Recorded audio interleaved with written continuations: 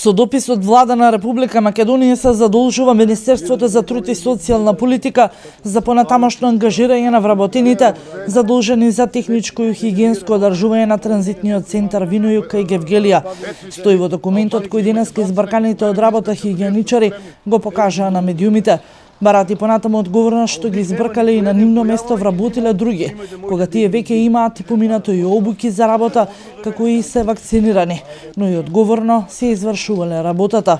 И сега негира како ние да не сме постоиле општо, а нас не познава, а ние овде работиме 9 месеци и сега е проблем стана најмногу меѓу средствата. До сега не плаќаше УНХЦР, а сега префати да не плаќат.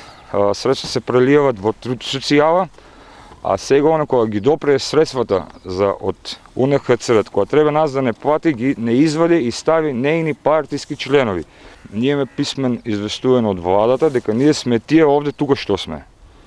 Министерката Ременски денес противно на овој документ вели дека овие лица ниту биле вработени преку ресорното министерство, ниту пак има одговорност за нивниот престанок на работата.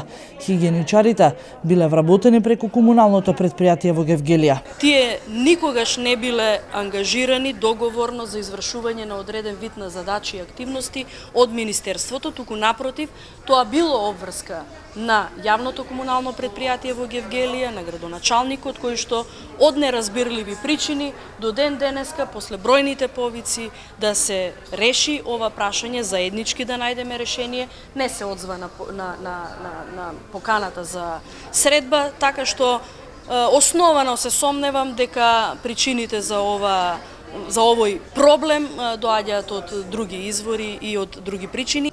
На Винојук во моментов работеле 36 нови хигиеничари. Тие почнале со работа од 1 март, но никој не знае од кој орган се истите ангажирани.